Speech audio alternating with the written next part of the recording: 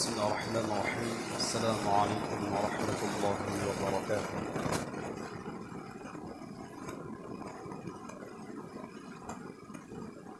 إن الحمد لله نحمده ونستعينه ونستغفره ونعوذ بالله من شرور أنفسنا وسيئات أعمالنا. من يهده الله فلا مضل له ومن يضلله فلا هادي له. أشهد أن لا إله إلا الله وحده لا شريك له، وأشهد أن محمدا عبده ورسوله وحبيبه وخليله، ولا نبي ولا رسول بعده. يا أيها الذين آمنوا اتقوا الله حق تقاته ولا تموتن إلا وأنتم مسلمون. أما بعد، فإن أصدق الحديث كتاب الله، وخير الهدي هدي محمد صلى الله عليه وسلم، وشر الأمور محدثاتها، وكل محدثة بدعة، وكل بدعة ضلالة، وكل ضلالة في النار. Ahibati fillah, dengan izin Allah, insyaallah kembali kita melanjutkan pembahasan kita di setiap malam Jumat. Di setiap malam Jumat kita membahas kitab Umdatul Ahkam, hadis-hadis yang membahas tentang fikih, diambil dari hadis Al-Imam Al-Bukhari dan Imam Muslim. Kita masih berada di bab At-Taharah, bab bersuci.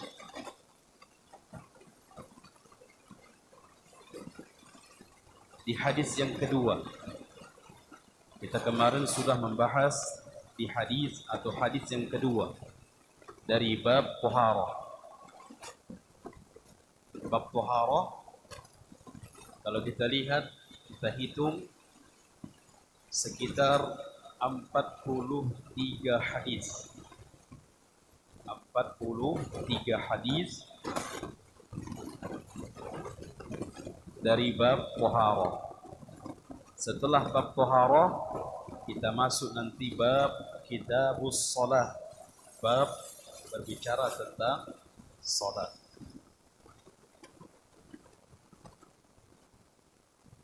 Kemarin di hadis yang kedua kita sampaikan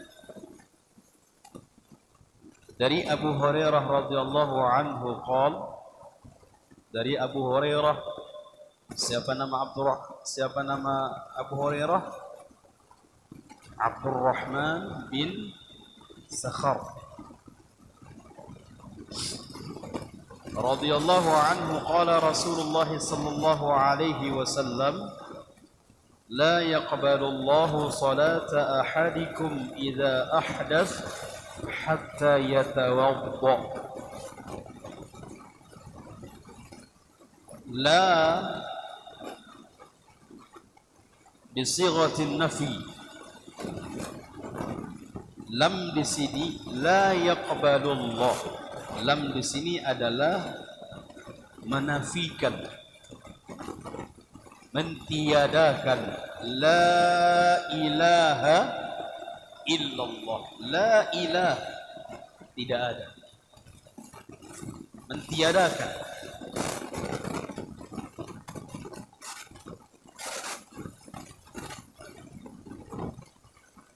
Allah tidak menerima. Allah tidak menerima. Siapa yang tidak menerima? Allah.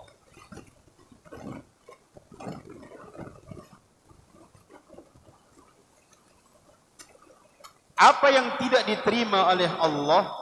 Salata ahadikum, salat salah seorang di antara kalian. Berarti tidak semua, namun juga ada yang tidak diterima. Ini menunjukkan ada salat yang tidak diterima. Apa asbab, penyebab salat seseorang tidak diterima? Banyak. Di antaranya adalah idza ahdas, kalau dia salat itu tanpa berwudu, atau kalau dia salat tersebut dalam keadaan hadas kecil. Kalau orang yang salat dalam keadaan hadas kecil tidak diterima oleh Allah salatnya, bagaimana dengan orang yang berhadas besar?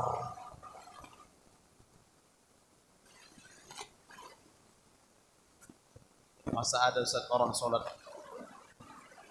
dalam keadaan hadas besar? Anda pernah berjumpa dengan mantan dukun? Mantan. Alhamdulillah beliau sudah taubat dari dunia perdukunan, pengobatan yang menggunakan dengan jin. Di antara yang dia sampaikan, apakah antum sholat? Oh, kami hebat sholatnya Ustaz. Kami hebat sholatnya. Bahkan kami dituntut harus sholat. Jadi makanya jangan heran kalau orang yang mengobat-ngobati dengan jin itu sholat. Jangan heran. Kenapa mereka sholat? Dua fungsinya, dua tujuannya. Tujuan pertama, semakin mereka melaksanakan ibadah supaya semakin manzur di dalam mengobati. Tahu manzur, Pak? Semakin kuat mereka beribadah, semakin ampuh dan mereka bersaing. Mana yang lebih ampuh? Kalau semakin ampuh, semakin banyak pasien, semakin banyak pemasukan.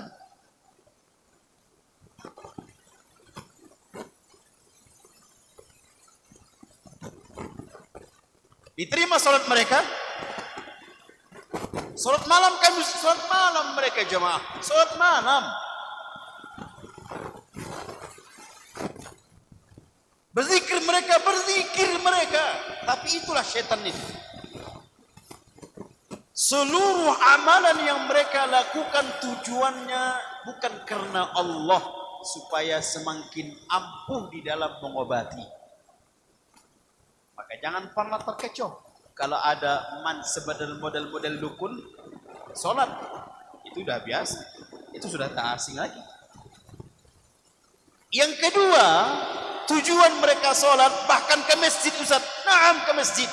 Tujuan yang kedua adalah untuk menipu umat Islam. Kok bisa? Dia mengatakan mereka itu sholat tidak berwudu, mandi junub pun tidak. Orang tujuannya untuk menipu. Makanya ada alasan. Gimana katanya haram datang berobat kepada si fulan? Dia sholat kok.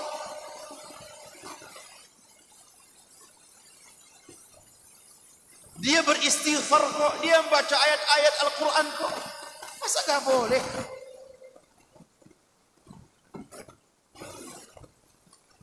Jadi ini termasuk mereka ini.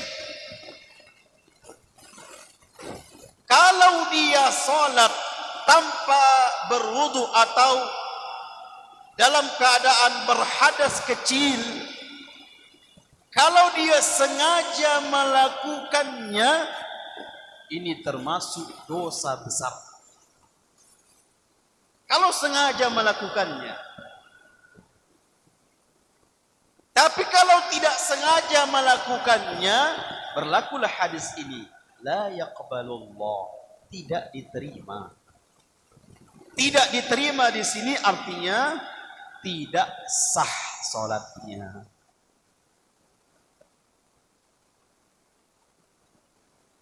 Hatta yatawadda, sampai dia berwudu.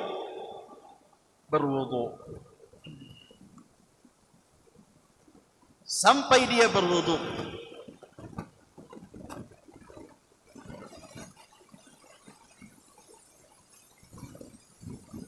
Jadi kalau ada orang salat tidak sengaja, dia memang entah itu lupa berwudu, tiba-tiba dia teringat, iya Allah, anak belum berwudu.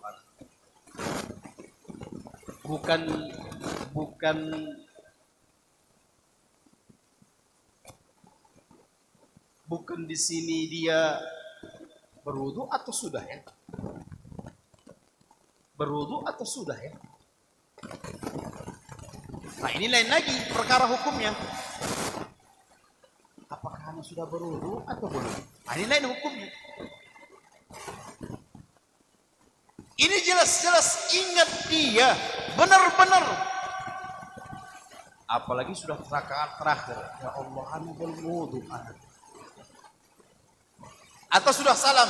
Assalamualaikum warahmatullahi wabarakatuh. Assalamualaikum warahmatullahi wabarakatuh. Zikir dia tiba-tiba di dalam zikir itu teringat ya. Astagfirullah, anak belum wudu sholat. Kan lupa. Enggak. Wajib dia kembali mengambil air wudu dan mengulangi sholatnya. Kecuali antara ingat dengan tidak. Dahulu kata dia. Udah.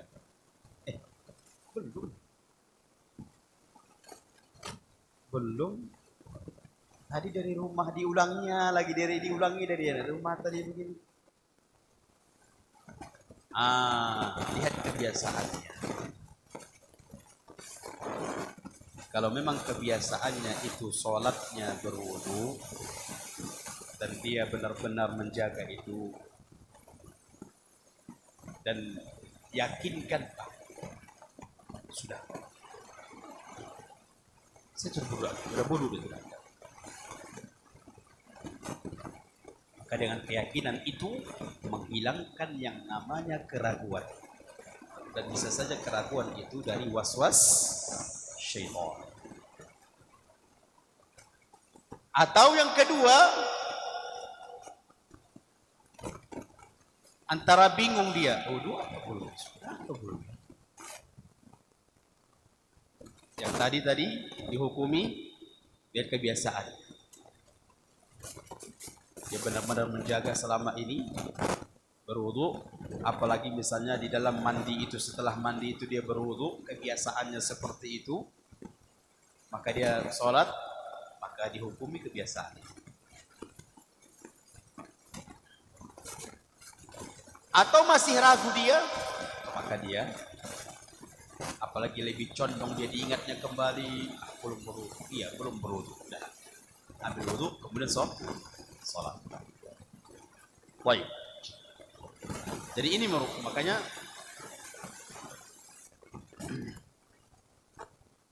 ada beberapa hal yang disampaikan oleh Syekh Shalih Al-Utsaimin di dalam hadis yang pertama ini, hadis yang kedua ini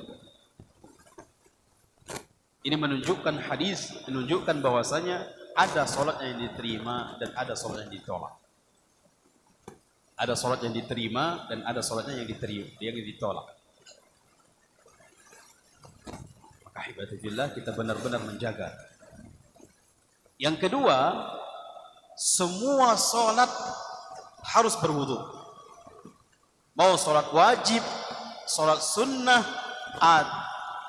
Begitu juga dengan sholat jenazah.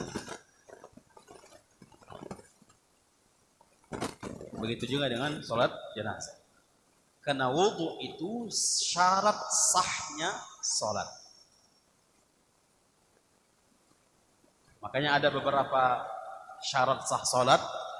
Yang pertama, suci.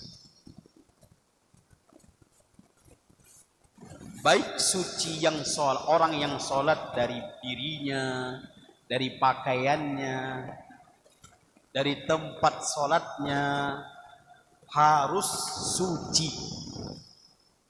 Kalau bernajis, tak sah. Ustaz, apa hukum saya berkeringat? Ustaz? Apakah keringat najis? Tidak.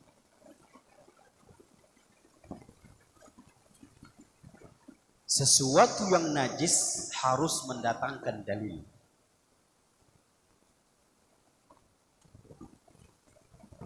Begitu sholat, pilek kita.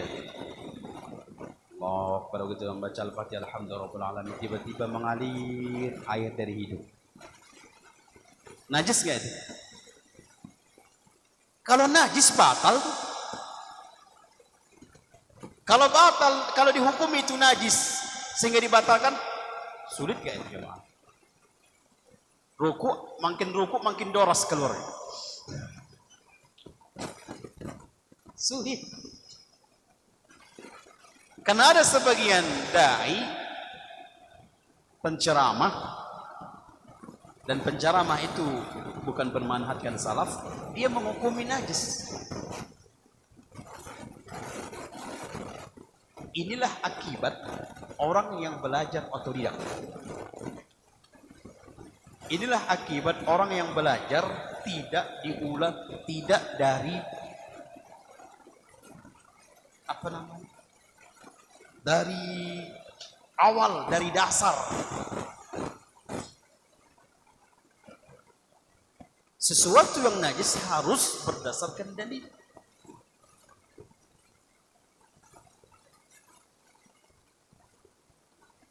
Jadi syarat sah itu diantara pertama adalah suci. Suci diri kita dari hadas kecil, dari hadas besar. Suci pakaian kita. Suci tempat ibadah kita. Suci.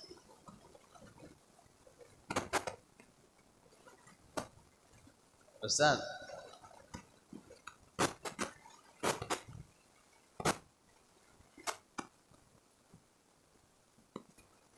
di tempat sholat anak itu, misalnya dia di rumah itu kan ada apa namanya, di rumahnya ada tempat, di rumahnya ada khusus tempat sholat. Tiba-tiba masuk ayam membuang kotoran di situ. Boleh? Dicuci lagi, dibersihkan. Apakah kotoran ayam najis?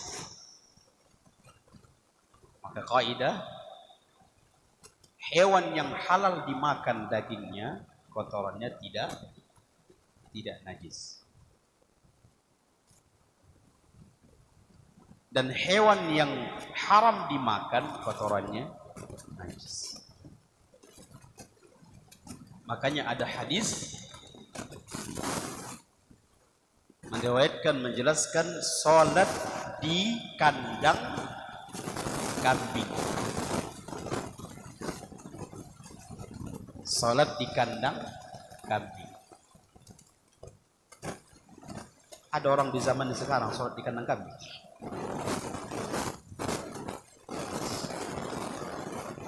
Jadi ini menunjukkan bahwasanya kalau dia halal dimakan, maka itu tidak najis. Kemudian menutup aurat. Syarat sah salat, menutup aurat.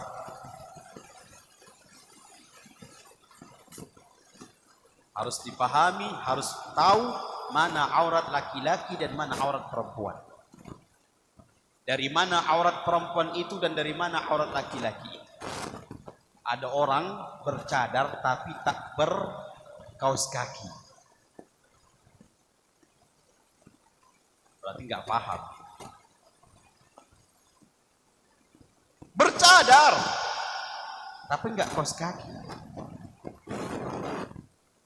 Mana lebih utama ditutupi? Kaki atau muka? Atau wajah? Kaki. Wajah khilaf di kalangan para ulama.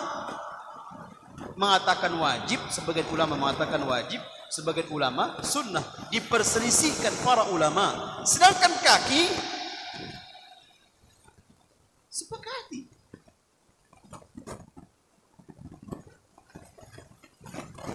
Aurat. Ada lagi bercadar, pakai jilbab besar, tapi pakai baju lengan pendek. Kalau mengangkat, nampaklah lengannya. Gimana?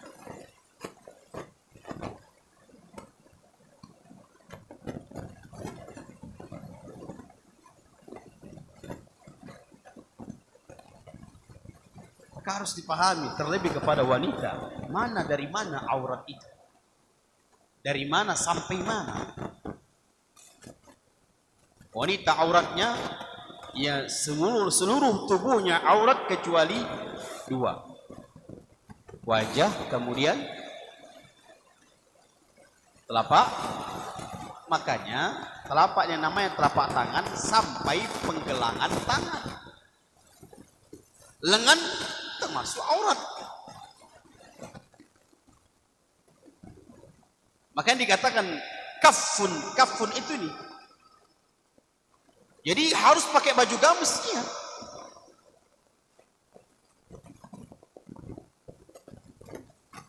Ingin keluar rumah, gamis. Ingin menjemur pakaian, pakai gamis.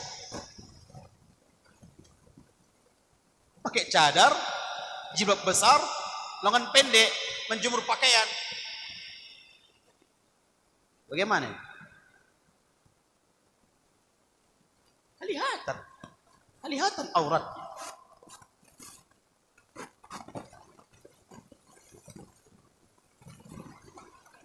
Baik. Kemudian masuknya waktu itu syarat sah. Kalau ada orang salat subuh jam 4, sah salat subuhnya? Enggak sah. Mungkin udah apa dia, dipikirnya Allah salat subuh dia 2 rakaat. Assalamualaikum warahmatullahi wabarakatuh. Alhamdulillah legal. Tiba-tiba tengoknya baru jam 4:30. Enggak sah. Harus masuk waktu. Kemudian istiqbalul qiblah, menghadap qiblat. Itu syarat sah.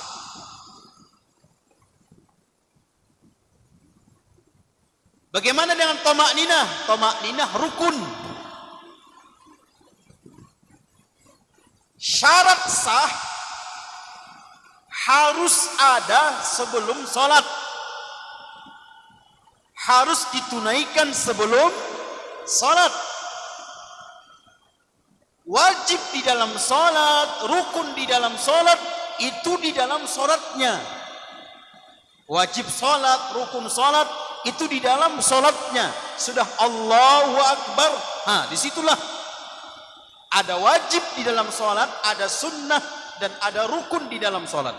Itu kalau sudah Allahu Akbar. Sebelum takbir Allahu Akbar, syarat sah ini harus tertunaikan semuanya. Mulai dari suci tadi, yang salat juga orang yang salat suci, pakaiannya, tempatnya, menutup aurat, kemudian masuk waktu, kemudian menghadap kiblat.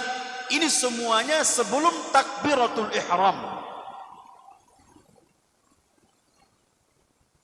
Ini semuanya tertunaikan sebelum takbiratul ihram. Itulah salat. Salat rangkaiannya mulai dari takbiratul ihram, diharamkan dengan takbiratul ihram. Kapan kembali dihalalkan kegiatan lain selain dari salat? Gerakan-gerakan di dalam salat kapan dihalalkan lagi selain dari itu? Ketika taslim, ketika salam. Assalamualaikum warahmatullahi wabarakatuh. Assalamualaikum warahmatullahi wabarakatuh. Barulah halal kembali ke gerakan-gerakan setelah selain dari salat. Tama'ninah termasuk rukun. Maka hibatibillah, dalam tama'ninah itu, baik itu kita salat sendiri atau berimam, bermakmum, harus kita perhatikan.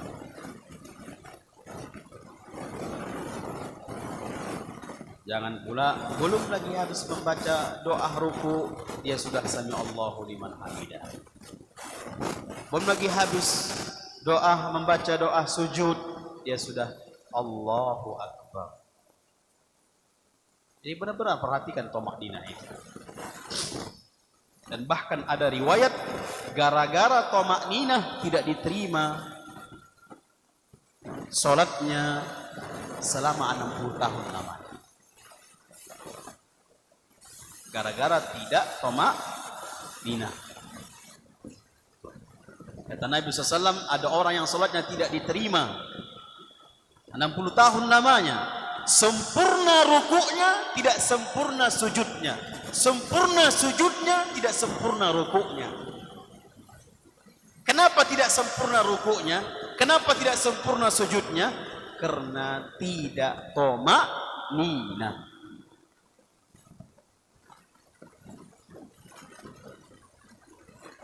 Baik.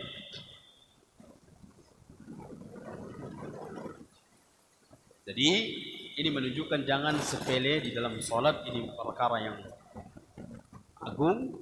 Harus kita menjaga wudhu kita, benar-benar menjaga wudhu. Bahkan di antara penjelasan para ulama, untuk kekhusyuan di dalam sholat tergantung kekhusyuan di dalam berwudhu. Jadi kalau kita ingin khusyuk di dalam salat, khusyuk juga di dalam berwudhu.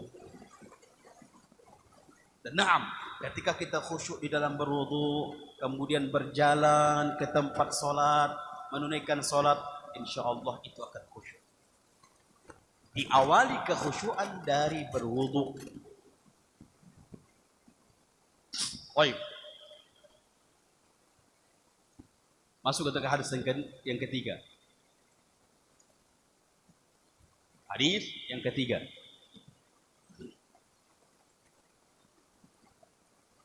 Oh, tafadhal. Waalaikumsalam.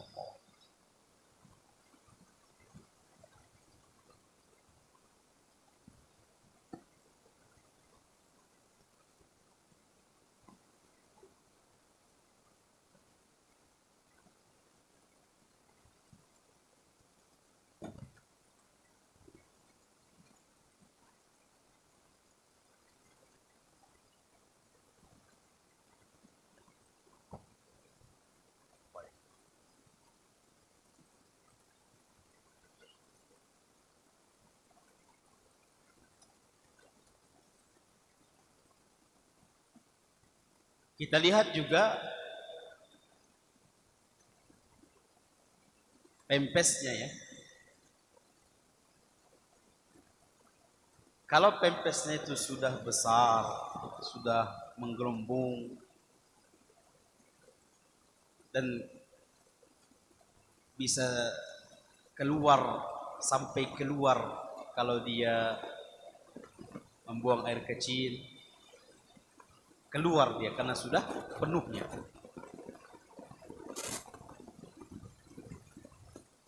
Karena penuhnya. Maka kita upayakan, kita harus jauhkan dia.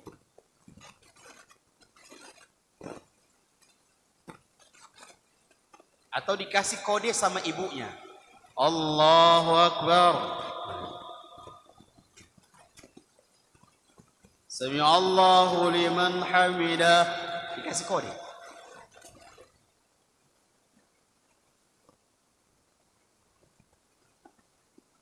Tapi kalau dia pempes masih biasa, masih bagus, maka insya Allah tidak masalah, karena dia tertutupi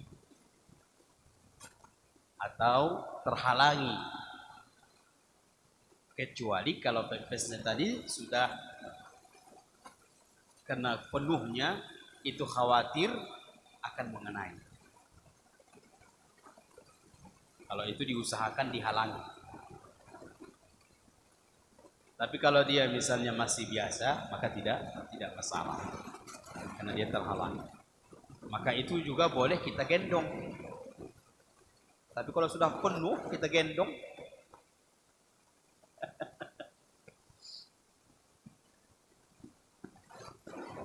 kalau dia masih biasa, masih normal, kita gendong boleh sambil di dalam sholat.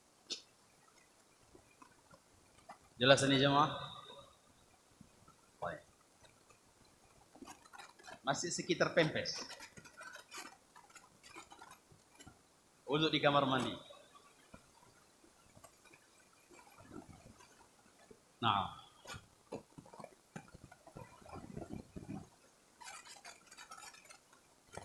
tidak masalah wudhu di dalam kamar mandi. Tidak termasuk membatalkan atau harus, tidak termasuk syarat sah di dalam wudhu. Namun ada sebagian penjelasan, dilihat kamar mandinya. Kamar mandi yang di situ juga ada tempat kotorannya, pembuang kotoran.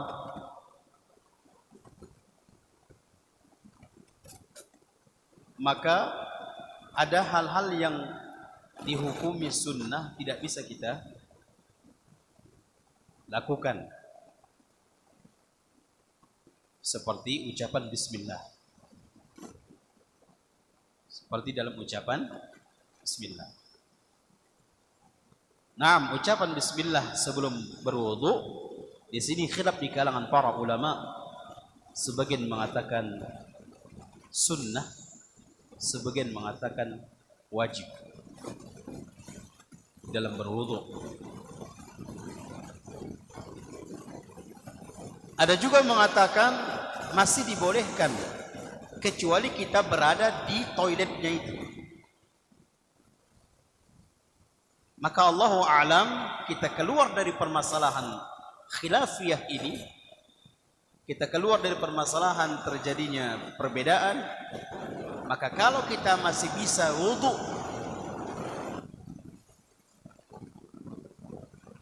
di luar misalnya, sehingga kita bisa mengucapkan bismillah, maka kita usahakan. Tapi kalau memang berwudu di kamar mandi, maka masih hukumnya sunnah di dalam mengucapkan bismillah, maka lebih baiknya kita tidak mengucapkan bismillah. Tetap kita berwudu, namun untuk ucapan bismillah itu jangan kita ucapkan karena masih sunnah.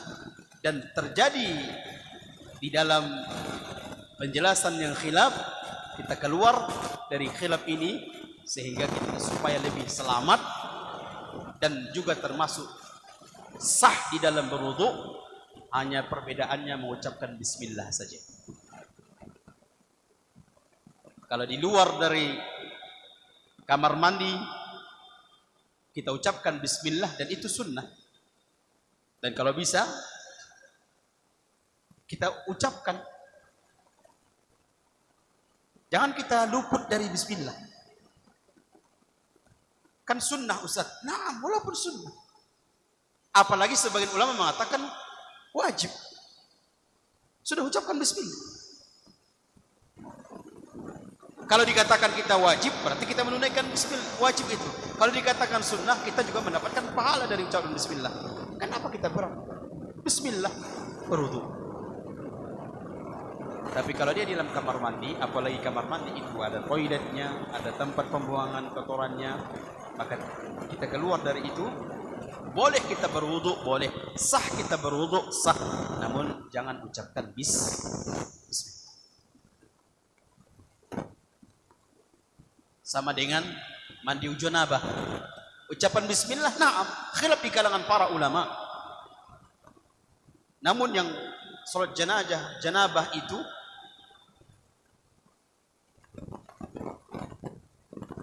rukunnya yang pertama, niat yang paling utama termasuk rukun. Kita mandi apa ini? Niat. Yang kedua, rangkaian di dalam mengamalkan cara mandi janabah itu, nanti insya Allah kita masuk ke sana caranya. Itu rukunnya. Adapun bismillah, kalau kita mandi misalnya yang tidak ada toiletnya, maka masih sebagian ulama sebagian mengatakan masih boleh kita mengucapkan bismillah. Namun itu hanya sunnah. Maka lebih selamatnya kita tidak mengucapkan bismillah. Lebih selamat dari itu. Pahamin? Sudah azan ya?